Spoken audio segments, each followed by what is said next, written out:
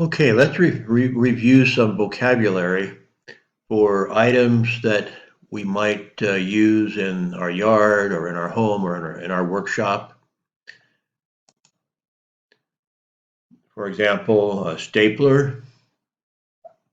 I think you've all used a stapler and had to put some staples into the stapler. Probably a lot of you have painted your homes or your apartments. We have paintbrushes, or you might use a paint roller that rolls the paint on, and the paint can frequently looks like this one in the lower right. Before you paint, you may need to scrape old paint off, other things off, so we might use a scraper.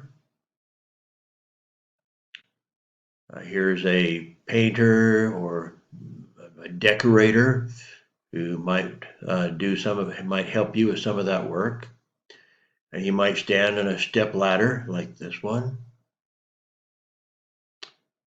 In some cases, as you're doing work in your home, you might need to use a level, sometimes called a spirit level, in order to make sure that you're putting things on straight. And so you might hold that up to the wall and draw a line with a pencil or something to show where you're going to stop painting or start painting, or going to put maybe you're going to make a bookshelf or something, and you need to make sure that the shelf is on straight. So you might use a spirit level.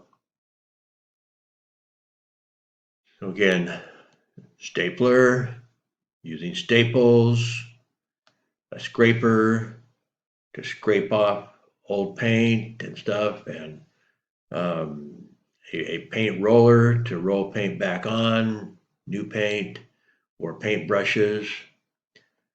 And you dip your paintbrush perhaps in a paint can, or put it in some other container. In order to make sure you get things straight, you might use a spirit level. And in order to get high up on the wall, to do some painting or other work, you might use a step ladder. And you might hire a painter or a decorator to help you. Okay, here's some more items. A hand drill. So if you need to drill a hole in the wall or in a piece of wood, it might be someplace where you don't have access to electricity, so you might use a hand drill. And you turn the handle around and around to make to drill a hole into that item that you're trying to drill a hole into. This isn't a very good picture of a handsaw, but here's a handsaw that you might use to cut a piece of wood. A jigsaw is going to use electricity, but a jigsaw is handy in making curves and not doing just a straight line and cutting a piece of wood, for example, but you might make some changes in the direction, and the small blade allows you to make some adjustment and change directions while you're sawing. That's a jigsaw. So a hand drill, a handsaw, and a jigsaw. Now you might do some work, maybe put up some blocks, make a wall with blocks, and you might use a trowel to take some adhesive out of a can or a bucket and spread it on in order to seal the two blocks together. And you'd spread that across the top of a block with a trowel, perhaps. You might have a lawnmower to cut your grass and weeds and stuff in your yard. This one looks to be a power mower, meaning it has its own motor.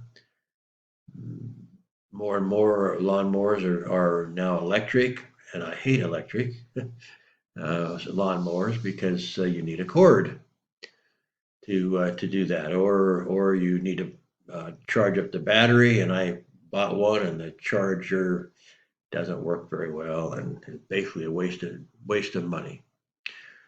While you're working around the yard or your house, you might use a measuring tape. I needed one today as I wanted to measure some property I'm thinking about buying. And so I needed a long measuring tape to do that accurately. And I didn't have one. So I figured if I took a fairly long stride, that each of my strides would be about a meter.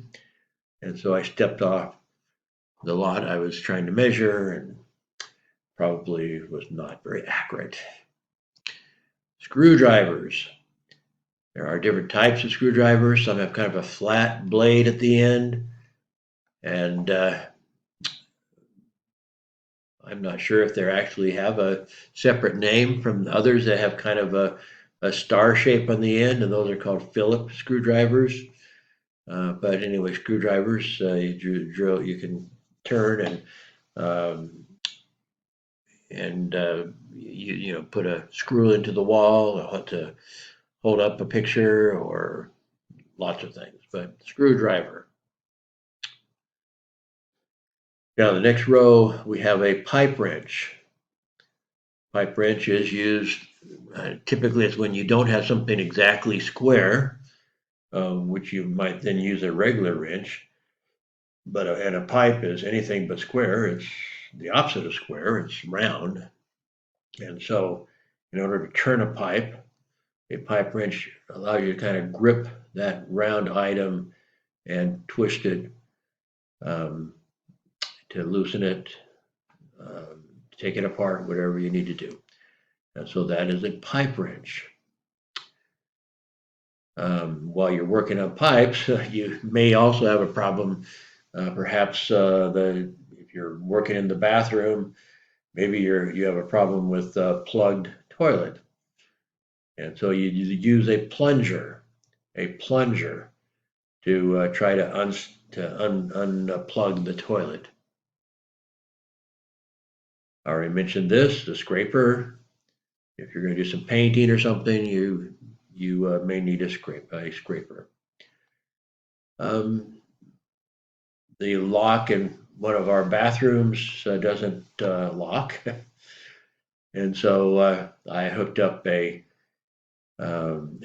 used a screw eye, and coming with that sometimes is a little latch. So what do you call it? Anyway, so it's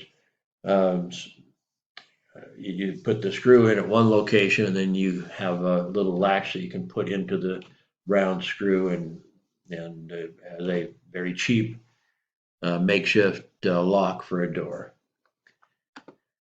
A pipe cutter that allows you. It has a sharp blade, and it's sometimes hard to make a real straight cut on a pipe, and so this allows you to do that. A pipe cutter. A snake, again, if in some plumbing problems, when you have pipes get plugged up, you need to use a snake to put usually a long piece of metal. So it's long and round and kind of like a snake, I guess, but it's made out of metal.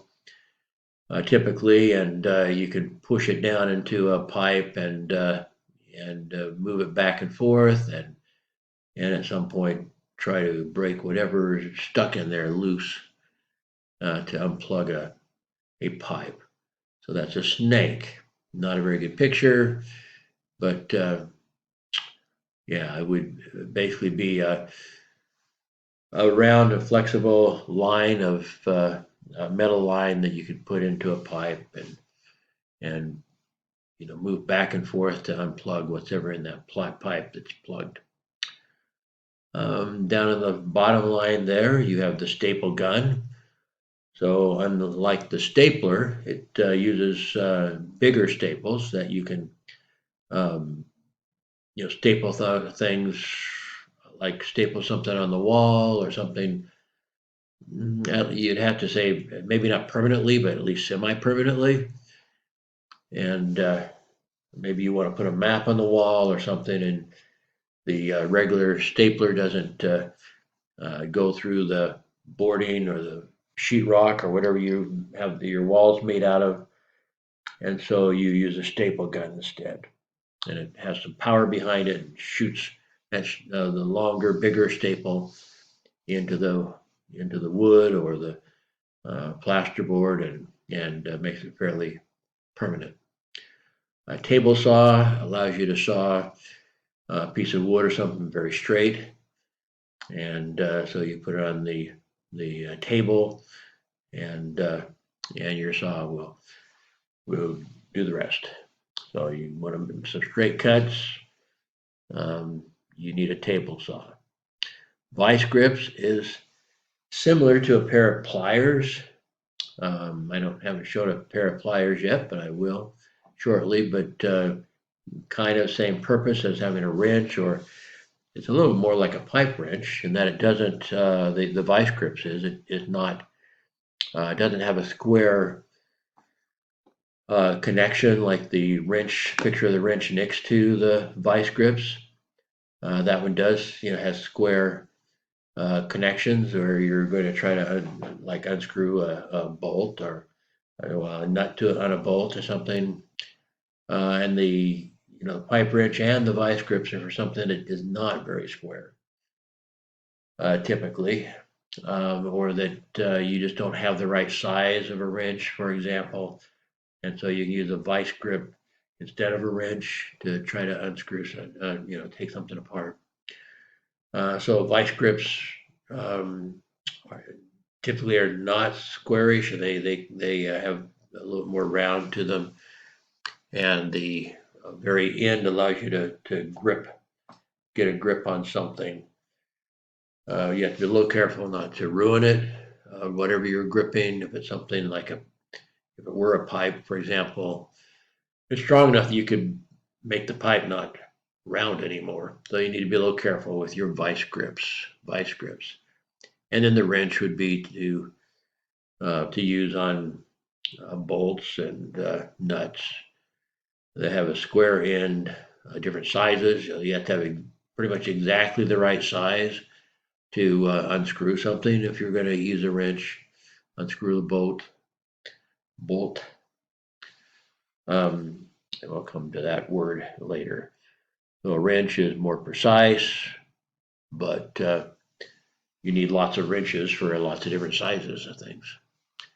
Vice grip, this would typically be connected to a workshop table, and you need to do some work on something, sharpen a blade, for example, or again, maybe cutting something, and you want the vice grips to hold it in place, and so that you can use the handsaw and cut on it without it moving around on you, something like that. So you're going to put something into those, in between those two.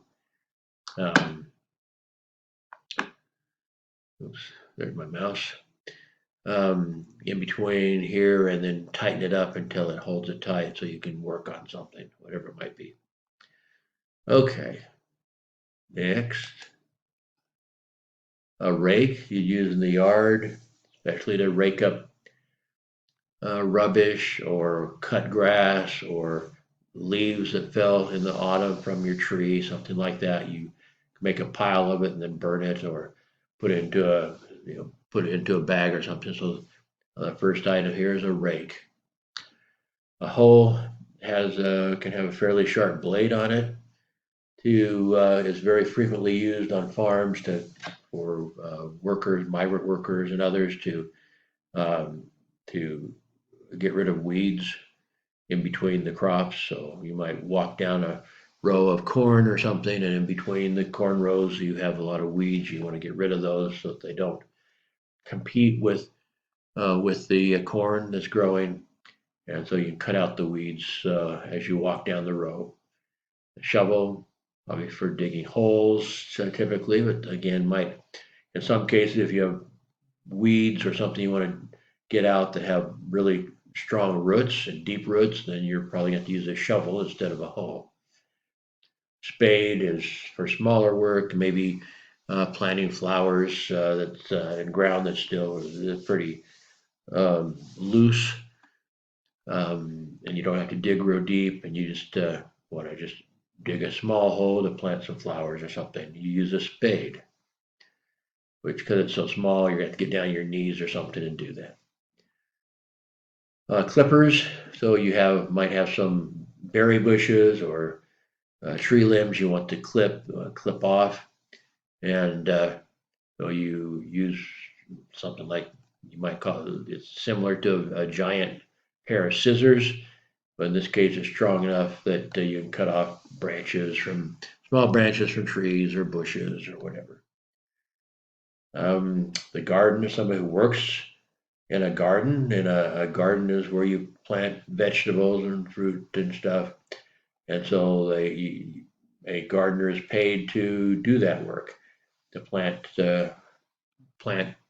vegetables and water them and so forth. He's holding a watering can. This is misspelled up here in the upper right.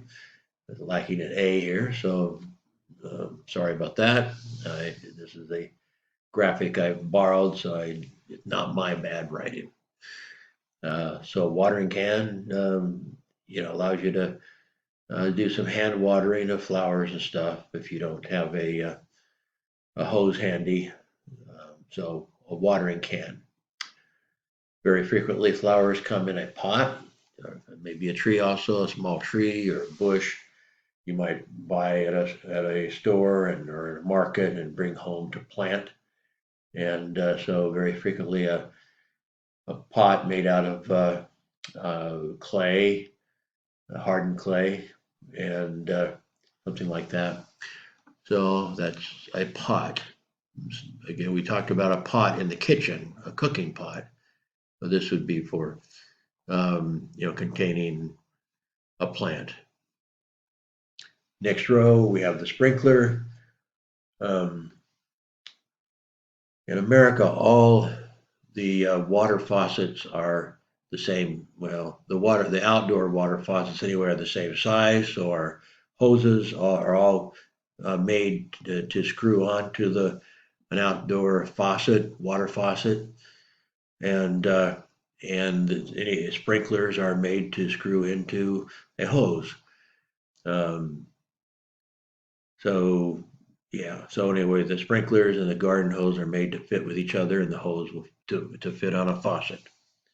So sprinkler on the left, and then the garden hose on the right, screw together.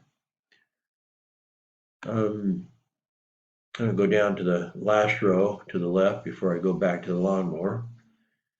It has a seed. Well, not exactly. It's kind of hard to see that it's a seed, but anyway, you might buy some seeds in a seed packet. Second item here, and depending what it's a seed to, it may look something like that. So seeds, seed packets that you buy them in frequently. Seedling is you start, maybe have a pot and you put some seeds in it to start growing them maybe in the winter time inside your house. So when spring arrives, it's already started to grow, and you can go out and with your spade, perhaps, kneel down and plant that into your garden, and it'll bear fruit a lot earlier. So you might do that with like strawberries or something like that. Start them inside and then take them outside and plant them when it gets warmer. Lawnmower, again, this looks like it's a gasoline powered lawnmower with what we'd call a bag. It's not really a bag, but a bag in the back to collect the grass that you've cut, grass and weeds, whatever you're cutting. And then we have the tool shed. It can be used for other things, obviously, but it's handy if you have a large yard to have a tool shed where you can put your lawnmower and your other tools for when you need to work on your yard. This is pointing towards the opening to a tool shed is usually not something you would lock, although you could. And so frequently it is some sort of a latch without a lock. You turn and open up and get into the shed. Okay, let's go to another page. So we're covering quite a few items, and I think what I'll do is after going through all of these, I'm going to go back through and white out the names, and so we can see if you can remember what they're called. Okay, next set. Okay, so again, we have some of these are redundant. This top one in the top row, a mallet, is kind of like a wood hammer. The end of it might not be wood, it might be something else. Sometimes they're just hard rubber. But a mallet is meant to kind of hammer something as a verb, to hammer something without damaging it because it's not made out of metal. It's not going to damage that item as easily. And so you're trying to put something together. You need to feel like you need to hit it with something, but you don't want to hit it with metal and scar it.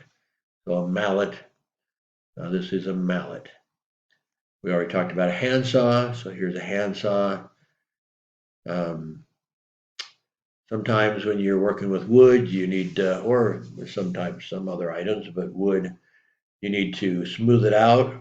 And so there's what we call sandpaper, has a rough edge that you can move around the wood to smooth it out. That'd be sandpaper. Sometimes though, you need to actually scrape it and with a sharp edge, and the plane allows you to do that, to actually scrape off a little bit of wood because it has a metal blade in here, and so you hold put one hand, if you're right-handed, probably your left hand on this part of the plane, and your left hand on that, and your right hand on the back one to give you more power. If you're right-handed, and you move that back and forth over the wood, and you scrape off a little piece of wood at a time, for example. So this is a plane. Here's another drill. We just had a hand drill earlier on another page, and this is an electric drill. And a couple of items on the electric drill. The part that turns and makes a hole is called a bit, and you have different size bits to make different size holes. And so you have a set of bits, and then you can widen the connection between the bit and the drill at the chuck. And so you loosen it up and put a new bit, a different size bit in there, and then tighten it up again, so that when you turn, the bit doesn't turn with it. I mean, it doesn't turn. It's not so loose that it not drilling properly. So the chuck needs to tighten that bit in and make sure that it turns the way you want it to turn, to drill something in or to drill something out or whatever. Going down the next line here is a hammer. Typically would have a metal end, and it is, pound nails into the wall or something. We see nails down below it someplace. I'm trying to point at it with my cursor, if you can see that. So a hammer would typically put nails into wood or sometimes something else, but typically wood. Whereas the screws, on this picture, you can't really tell the difference between a nail and a screw. A screw is meant to grip as it goes into some wood or something, and so you might you use either a screwdriver, as we see again over on the right side over here, a screwdriver, or typically drills have can hold a connection that would also screw into the wall or even into other tougher items. So we'd use a drill when we put a new roof on our home in America. We had a drill that had a its bit was for screwing, not for making a hole, but for screwing a screw into it. So the screw made a hole into through the metal roofing into wood underneath it.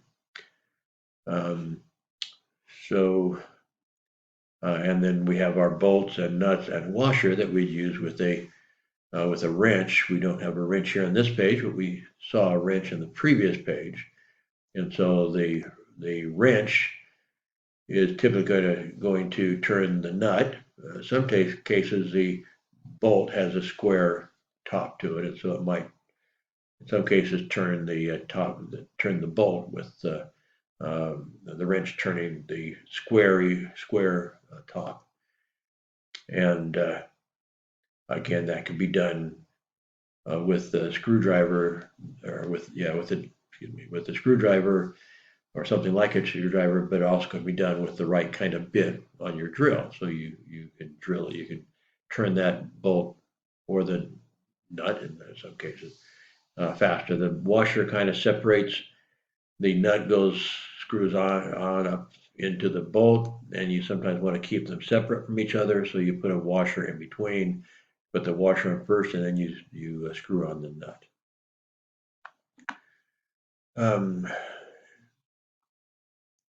Okay, we already saw a spirit level already in another page. Again, there's like, probably, I'm not sure for sure, I'm presuming it's oil inside these glass tubes, I guess you could call them. And that bubble will show you whether something is straight or not. And so anyway, in the spirit level, you can see if you're going to line up things in a straight manner. Tape measure again for measuring how long something is. Another vise where you can screw this in and screw something really tight there, so you can sharpen a blade or cut some wood or do something where you need the vise to hold it tight while you're working on something. We already saw a plunger in another page that would be used to unplug a toilet and may have some other similar purposes. The screwdriver over here, again, you don't have a good picture of screws, but whether it's a straight edge at the end, some screws are made with just one straight connection on the end for a screwdriver of this nature, and others have kind of a square groove on them, not a square, a cross screw, a cut on the end of the screw, where it's best to have a Phillips that again kind of has a star at the end, a star connection. So we call it in America Phillips screwdriver. Bradall is for if you needed to make a hole real quickly, you don't want to go get your drill, and you can do it with this instrument. Just make a round hole, not like a drill, and it's limited as to how far you're likely to get it, how deep you can get it. Whereas a drill, you can probably go a little deeper and with a harder item than with a Bradall. And we talked about a file. A file can sharpen straight edges, but it can be used for other items too, and smoothing out something with a rough edge. Okay, next page. There's different types of ladders. One ladder just leans up against the house, for example, and it's safe enough that you can climb up on the roof, for example. A step ladder is it's more safe to use while painting or something, and it may not typically as tall as a regular ladder, but it can stand, and you can put it up in the middle of the room and not just against the wall. And you can climb up the step ladder, for example, change a light bulb, something like that. So you have step ladder and then your regular ladder. You might a lot of men like to carry around a pocket knife. Pocket knife has a blade, and so you can do some cutting. It may also, historically, it has a connection that allows you to open a can of a glass, excuse me, a glass bottle of soda pop or something like that. That's not nearly as handy nowadays or necessary nowadays.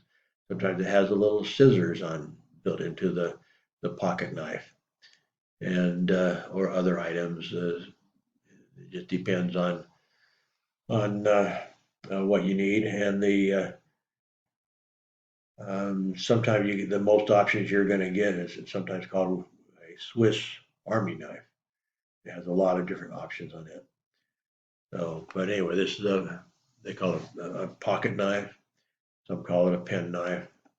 Pocket knife is better for me, more common to me. A toolbox where you put your wrenches and your monkey wrench and so forth. Um, like there's another name for that I use more frequently, but I'm losing my English because I don't spend much time in America. Haven't spent a lot of time in America for the last 15 years. So I'm forgetting my English and I'm not learning my Russian fast enough. Um, monkey wrench. Seems like there's another word for that. Anyways, an adjustable wrench.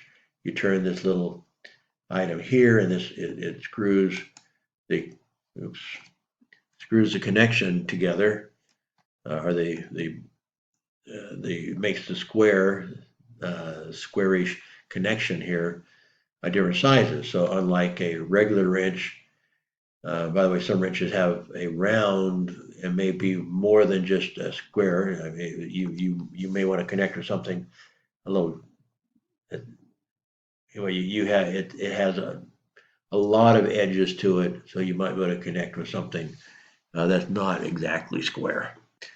But anyway, but these are the connections are not changeable. It's made out of the whole thing, and the whole wrench is made out of metal. And so you need to have lots of different wrenches in order to match a lot of different bolts and so forth. Whereas the adjustable wrench, monkey wrench, as we're named here, allows you to adjust. And as long as you have room to do so, works pretty well and allows you to connect to a lot of bolts, different bolts and stuff. Oops, I clicked my mouse again. And to get to things, to more size items than you would with just a regular wrench. Pliers here, I know I just kind of jumped over and then back down again. Anyway, let me go back up to the upper right. Chisel. Yeah, sometimes you need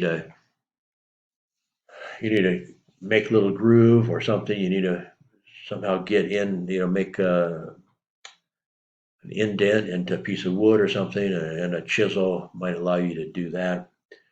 You might need to, for example, we were making a hole in the wall in order to put an electrical connection, and so the electric tool that we had made a fairly round hole, but it had to go quite a ways into the wall, and there was still junk in that hole. So we used a chisel to chisel out some of the material inside that hole that we were using in order to put in an electrical connection.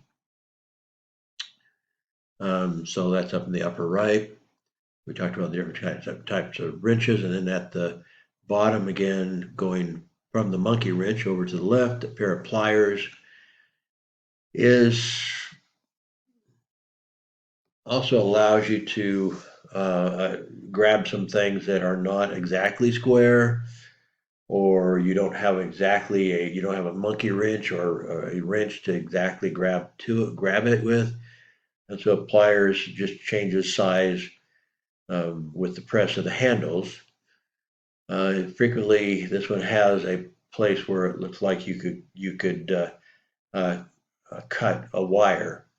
And so pliers are frequently used when you're putting up a fence, for example. You might first off, I need to tie some wire tightly, and so you get a hold of that and twist it, or you need to cut some wire. You're connecting some fencing together, and you need to cut some wire. So it has a sharp edge there where you can press down on some wire and cut it at different sizes, different lengths. And then scissors. I mentioned we had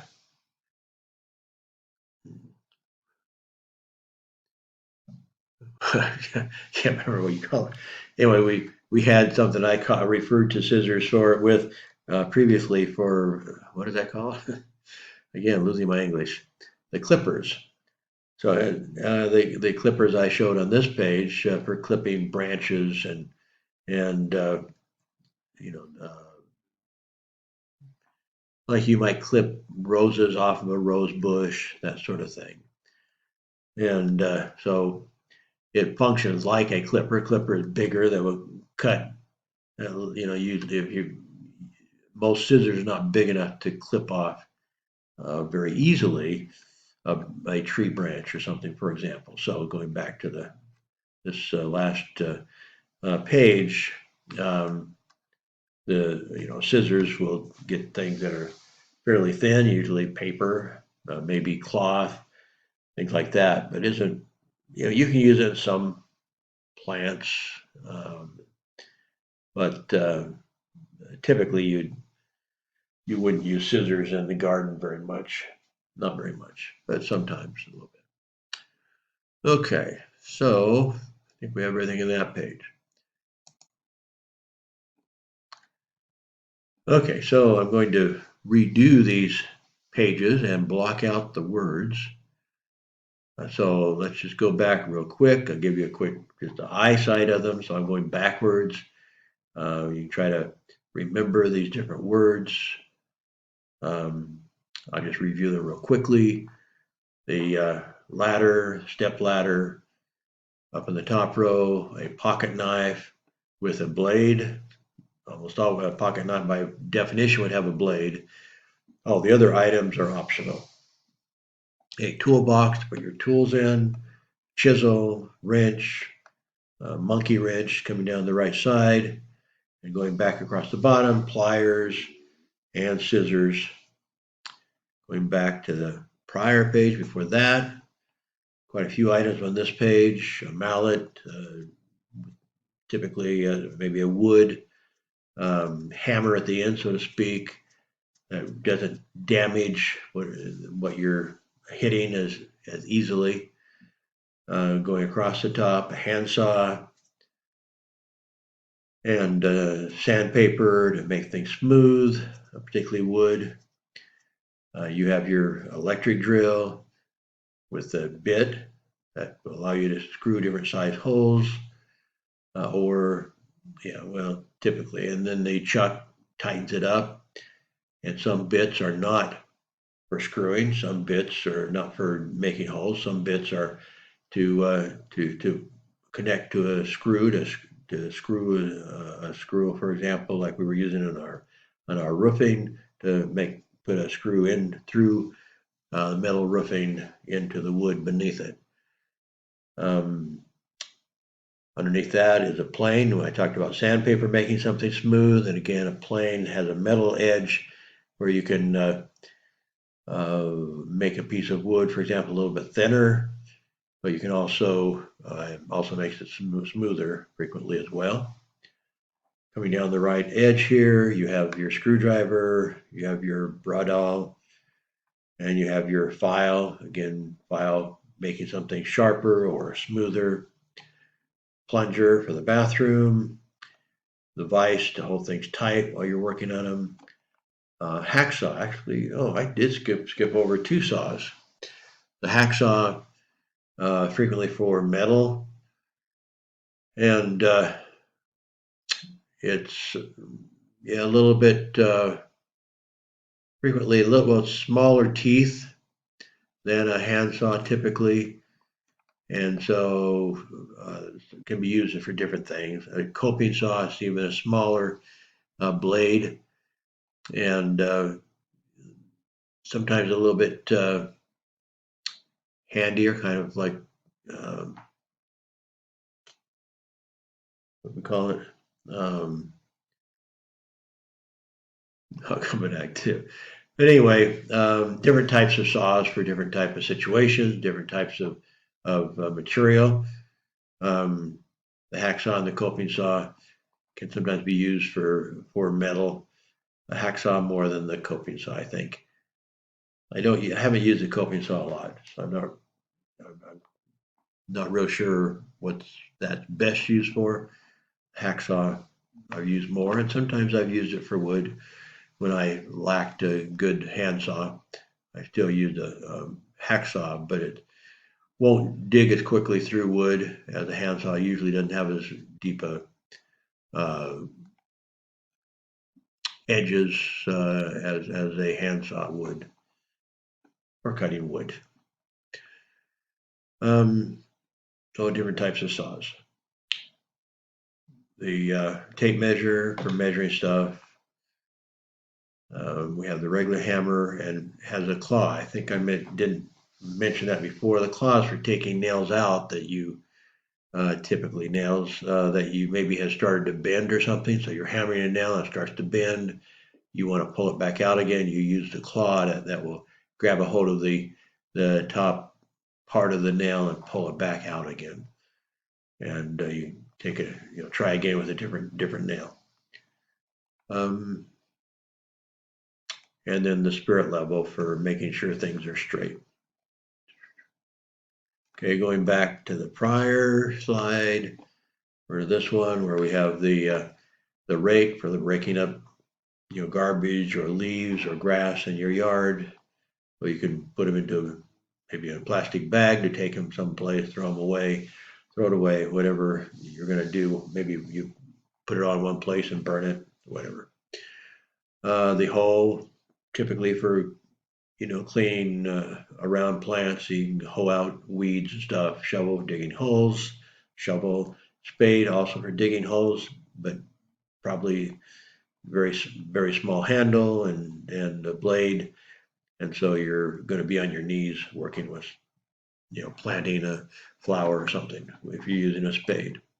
Your clippers again for cutting branches, not for cutting paper. Your gardener is somebody who works in the garden, and the garden can be typically it's when we talk about garden, it's typically when you're referring to growing vegetables. But you can have a flower garden. There are a lot of famous flower gardens that attract a lot of tourists and stuff around the world. On the island of Vancouver, near the city of Vancouver in Canada, is one of the best gardens in the world. Flower gardens, beautiful and huge. It takes hours to walk through it and appreciate all the beautiful flowers in their flower garden. So a garden can be for flowers. And I suppose theoretically you could typically when you're dealing with fruit tree, then you call it an orchard, not a garden.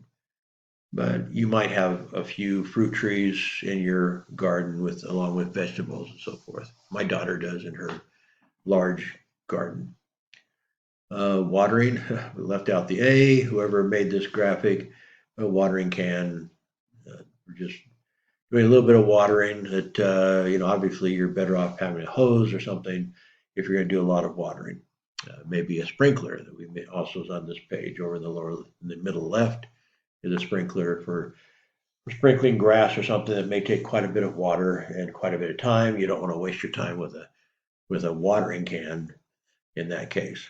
A pot typically to grow or to carry, flowers or maybe a small tree or something around, and so it has soil and the roots inside of it, and you might grow. I mentioned earlier, you might take seeds and start growing seedlings in your house before you before spring arrives and you replant them out in the garden. We have the tool shed where you put a bunch of your tools and lawnmower and so forth, and the door would, be held shut. You might lock it, but the latch suggests that this one does not have a lock. It just has a latch to open and shut.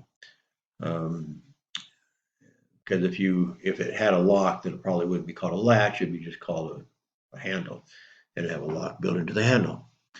So latch probably does not have a lock. The lawnmower, as I mentioned, and it has what we call a bag that gathers all the cut grass, so you can take it someplace to do something with it. We mentioned the seedling.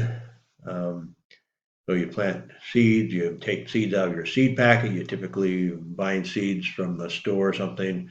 So a seed packet would have a number of seeds in it, and you'd take some of those and you could plant those in a pot and start growing it earlier, or you can put the seeds, wait until it gets warmer outside, and you can plant the seeds outside and grow them out there. The garden hose and the sprinkler. And as I mentioned, in America, the garden hose, the sprinkler, the faucets outside, all are made so that they will connect to a garden hose. By just turning around and around and screwing the garden hose onto the faucet. And the sprinklers are all made so that you can screw the end of the hose onto the sprinkler. I have automated sprinklers on my property in America. I've got 2.5 acres there. And so I have a friend looking at it, but he's quite impressed with the automated system that I set up. So I have automated timers set up on 4 different faucets, and some of those timers are connected to more than one hose, and so that the water turns on at a certain time every day or every couple of days, however I program it.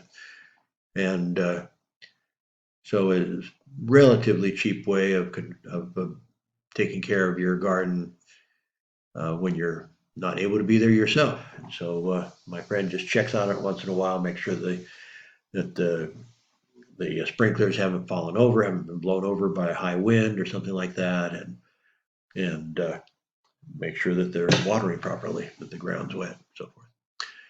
Okay, going back up then again, and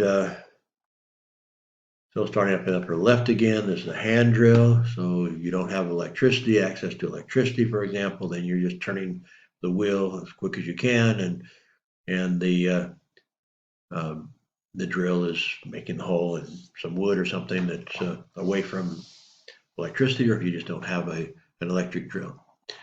A handsaw, jigsaw, again, gives you some flexibility to go in not just a straight line, but can turn it a little bit with the jigsaw. The trowel is very similar to a spade. We had a different page, they called it a spade. A trowel sometimes is called a trowel if it's used for like putting bricks together. They're using a trowel to put so the connection material between the bricks or between the blocks, and or something like that. In some cases, you're using a glue, sometimes a plaster, whatever. So the trowel, sometimes they call that a trowel if you're working on bricks or blocks and building a wall, building a fence or whatever. And a spade is more for digging in the garden. But a trowel can be used for that, obviously, too. A lawnmower, again, the measuring tape, again, screwdrivers, different sizes, lots of different sizes and different endings, a flat ending or a Phillips kind of star-shaped ending.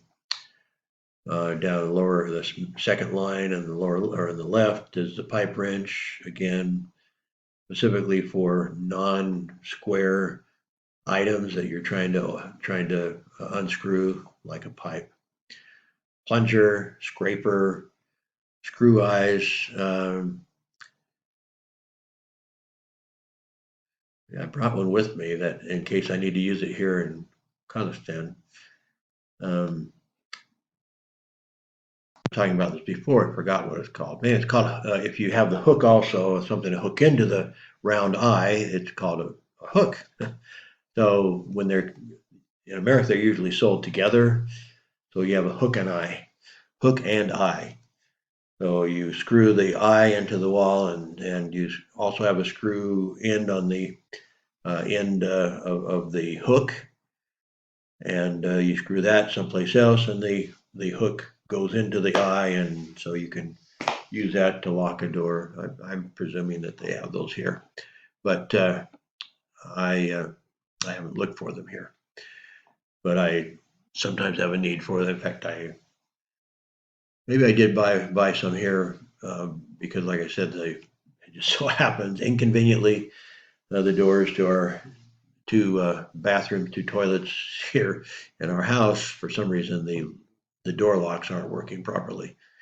And I figure people would like some privacy, so for the upstairs, at least with the bathroom I use, I have a hook and eye. My wife doesn't like it. She thinks it looks bad, but she hadn't. But we haven't fixed she tried fixing the handle, the lock on the handle, and couldn't do it. And I haven't worked on it. I've been busy. Okay, the pipe cutter will hold this in place, and then you have a blade over here, and so you kind of push the pipe into the blade and cut the pipe. A snake, I mentioned, a wire that goes into a pipe, possibly into a sink if necessary. You can't get it otherwise, but into the sink and into the pipe to get something really badly plugged, something or other in your pipes loose if possible. So you don't have to use a pipe wrench to loosen, to take apart the pipes, and that's a lot of work, a lot of hassle. And on I'll come down from the snake to the vise. Again, we had a picture of another vise. This one's a little more heavy duty, but still a vise. And the wrench next to it, and the vice grips. We only had one picture of that, but the vice grips is kind of on one of the handles. You kind of screw it to different sizes, and then grab the ends there and push tight, and it kind of locks around whatever it is you're trying to unscrew. So it's pretty handy. So vice grips, your table saw for cutting whatever it is you're cutting, wood or whatever, in a very straight line, and accommodates some important cuts. If you have something larger like plywood or something, you might have a table saw to cut that more precisely, something really big.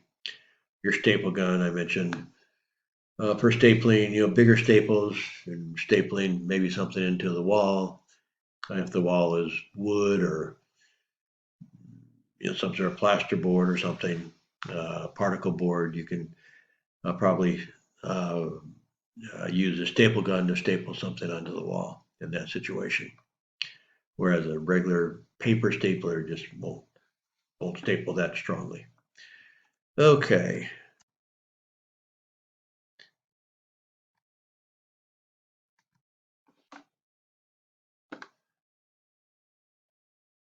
Okay. Okay, so our last page here. So we do here, this is a paper stapler you see in the upper left, and staples that you're familiar with. So stapler and staples. And again, that's mostly for paper, not for sticking something to the wall very well. We have the paint brushes where you put paint on the wall or whatever by hand, and then the paint roller, especially for a flat item like the wall. You use a paint roller to make it work, your work go a little faster. Your paint can usually comes in a metal can, your paint in a metal can. And across the bottom, the spirit level again, to try to make sure that something's if you're going to put something on the wall or whatever, you want it to hang, picture something you want it to hang straight. You maybe use a spirit level to make sure that you put the nails or whatever up properly to hold it in place. On the right above, well, next to the paint roller, you have the scraper. On the left of the paint roller, you have the scraper to scrape off old paint, stuff that you want to get off the surface so the paint will stick better. And you have the painter or decorator standing on a step ladder to do his painting. So painter, step ladder, so forth. Okay, so I'm going to pause this video, and I'm going to take all the words off and go through and see if you can remember them.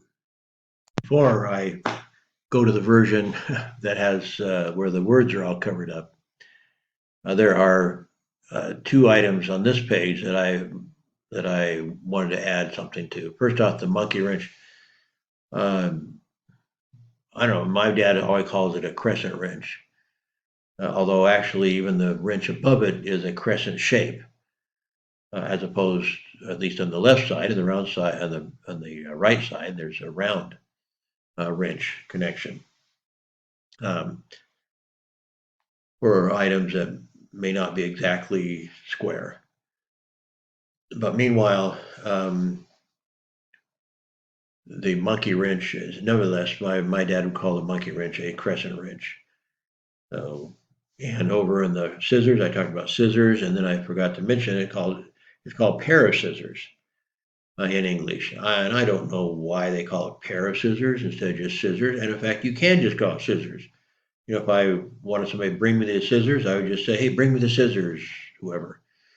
And so, and I don't know what, pair, and then it has 2 pieces that come together to cut things.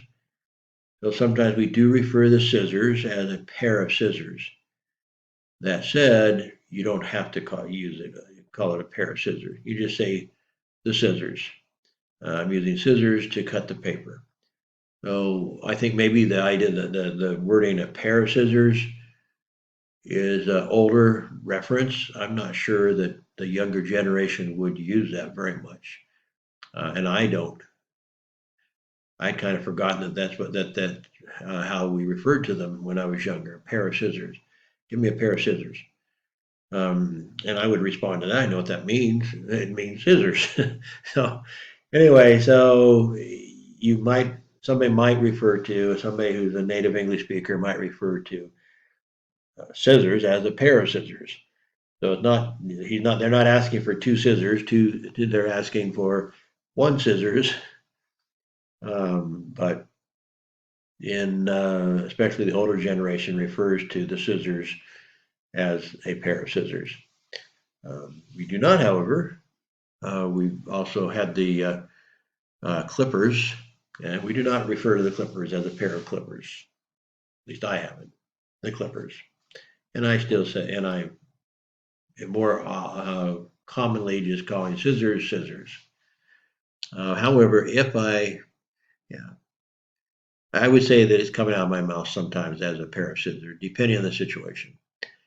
So be aware of that. They are the scissors, but somebody might ask you to get a pair of scissors, and that is considered proper English. So, okay, so we'll now go through all of these, starting at the top, and see how many of you, see what you can remember from this review.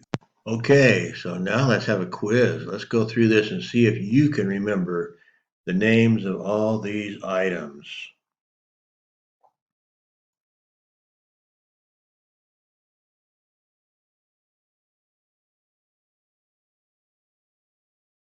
So I'm not going to do this on video. It's better to do it live.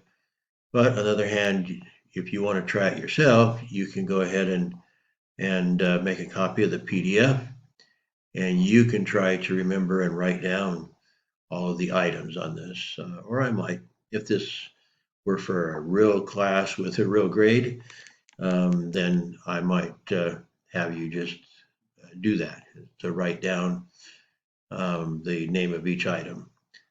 But I'm not going to do that now, but I am going to show you these empty ones, and this is available on request with a PDF that you can download from our website or whatever. So try to name these items and these items